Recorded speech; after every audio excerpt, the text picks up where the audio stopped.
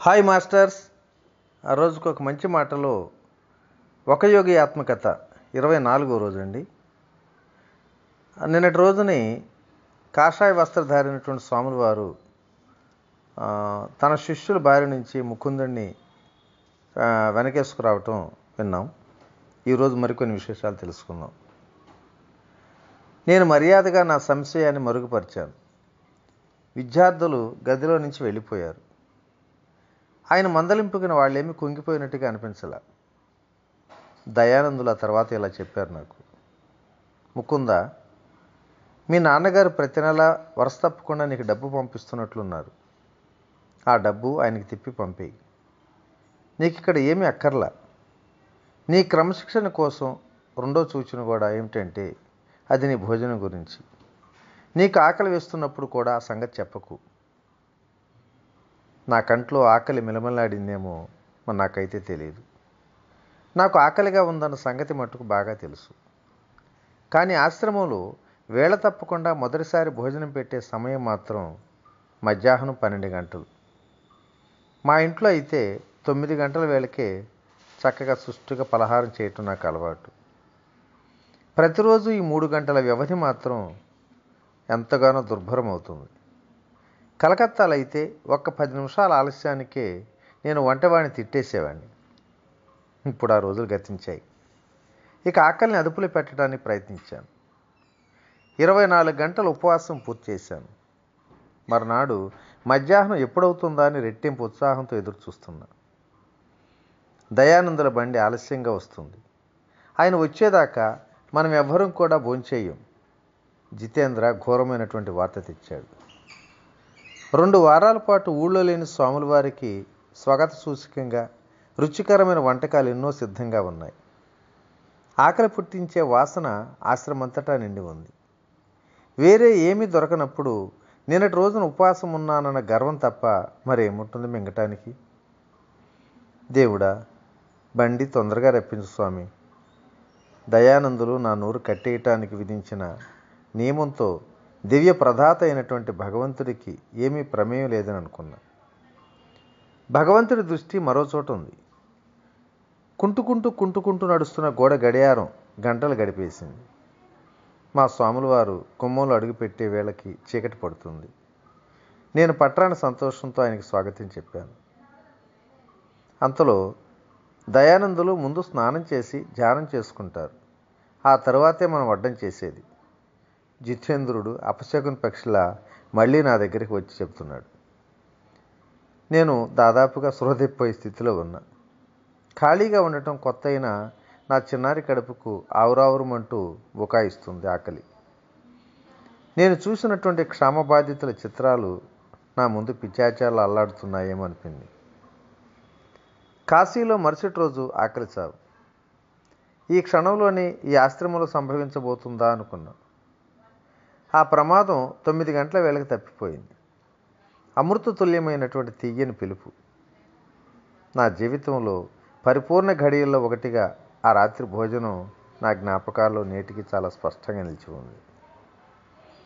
నేను భోజనంలో ఎంత గాఢంగా మునిగిపోయినప్పటికీ కూడా దయానందులు పరధ్యానంగా భోంచేస్తున్నారన్న సంగతి గమనించకపోలా.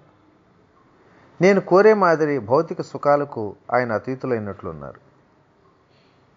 స్వామీజీ, మీకు ఆకలి వేయటం లేదా? నేను చుష్టుగా భోంచేసినందుకు సంతోషపడుతూ పట్టణ మందిరంలో ఆయనతో పాటు ఒంటరిగా ఉన్నప్పుడు అడిగాను. వేసింది నాయన అన్నారు.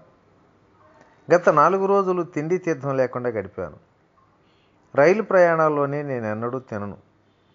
ఐహిక వాంఛలతో కూడిన ప్రజల నుంచి వెలువడే విభిన్న స్పందనలతో నిండి ఉంటాయి రైళ్లు. మా బోటి సన్యాసులకు విధించిన శాస్త్ర నియమాల్ని నేను తూచా తప్పకుండా పాటిస్తాను. వ్యవస్థాపరమైన పనికి సంబంధించిన సమస్యలు కొన్ని నా మనసులో ఉన్నాయి. అంచేత ఈ రాత్రి భోజనం మీద మనసు పెట్టలా. తొందర ఏముంది, రేపు గుర్తుపెట్టుకుని సరిగ్గా భోంచేస్తాలే అంటూ ఉల్లాసంగా నవ్వారాయన. ఉక్కిరిబిక్కిరి చేస్తున్నట్టుగా నాలో నాకే సిగ్గనిపించింది.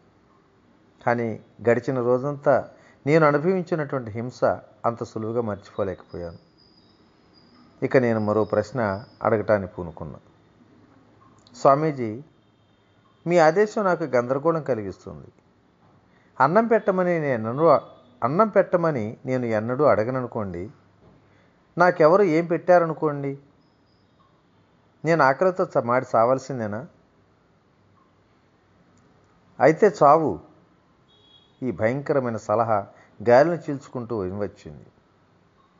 చావవలసి ఉంటే చావు ముఖందా? దైవబలం వల్లనే కానీ తిండి బలం వల్ల బతుకుతున్నావని ఎన్నడూ నమ్మకు. పుష్టినిచ్చే పదార్థాలన్నీ సృష్టించినవాడు ఆయనే.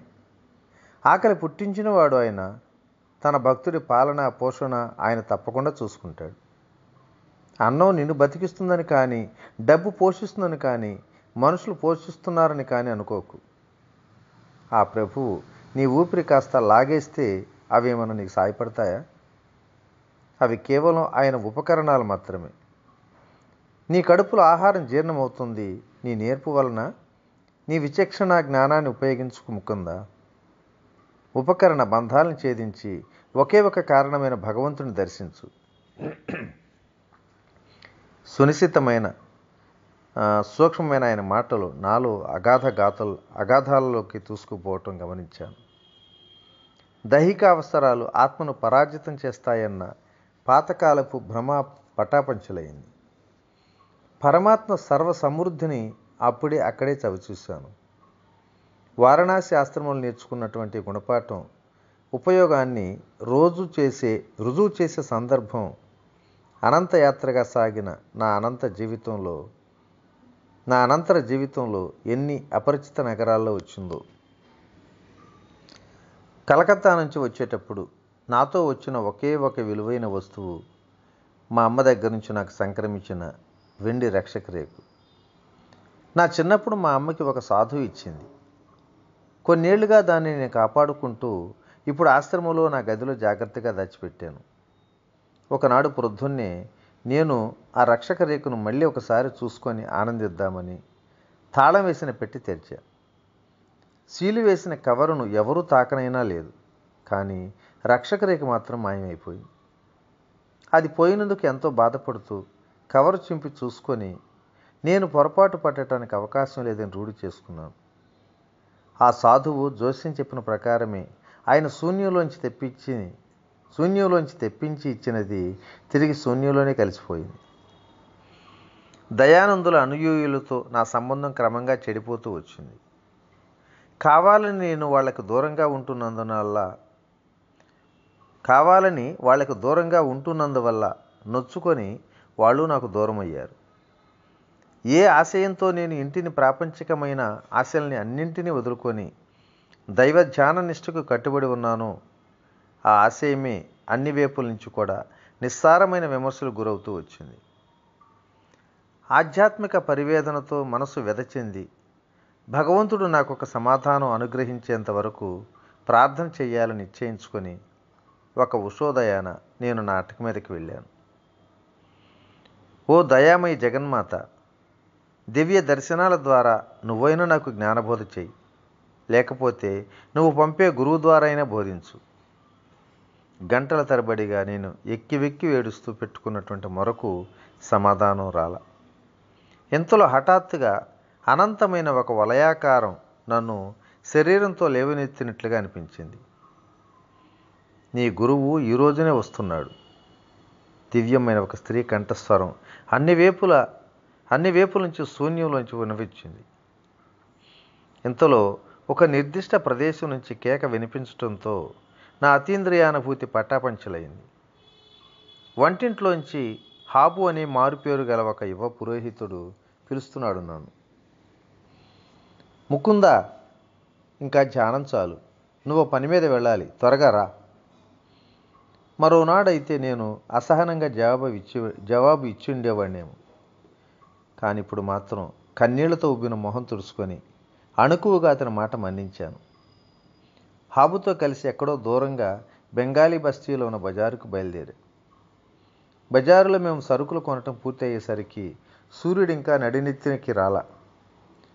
స్త్రీలు, గైడ్లు, పురోహితులు, సాదా బట్టలు కట్టుకున్న వితంతువులు, హుందాగా ఉండే బ్రాహ్మణులు, ఎక్కడ పడితే అక్కడ కనిపించే ఆంబోతులతోనూ మంచి రద్దీగా ఉన్న వీధిలో ముందుకు చొచ్చుకుంటూ వెళ్ళాం. నేను హాబు అలా సాగిపోతూ ఉండగా అతి సాధారణమైన ఒక సన్నటి సందు వైపు తల విప్పి చూశాను. ఆ సందు చివర స్వాముల వారి మాదిరిగా కాషాయ వస్త్రాలు ధరించినటువంటి క్రీస్తు వంటి మహాపురుషులొకరు నిశ్చలంగా నిలబడి ఉన్నారు. ఆ క్షణంలోనే కాక యుగ యుగాలుగా కూడా నాకు తెలిసిన వారిలాగా కనిపించారు ఆయన. ఒక్క క్షణం నా చూపు ఆశగా ఆయన మీదే నిలిచింది. కానీ ఇంతలోనే మళ్ళీ మనసులో ఒక శంక పుట్టింది. దేశాటన చేసే ఈ సన్యాసిని చూసి ఎవరో నీకు తెలిసిన ఆయన అనుకొని పొరపాటు పడుతున్నావు. కలలు కనేవాడా, ముందుకు నడు అని అనుకున్నాను నా మనస్సులో. మరి ఈరోజు ఈ మంచి మాటను ఇంతటితో ఉపసంహరించుకుందాం. రేపటి రోజుని మరికొన్ని విశేషాలతో కలుసుకుందాం. ఓకేనా? ఓకే. ఇట్లా మీ రామిరెడ్డి, మానస సరోవరం. Thank you.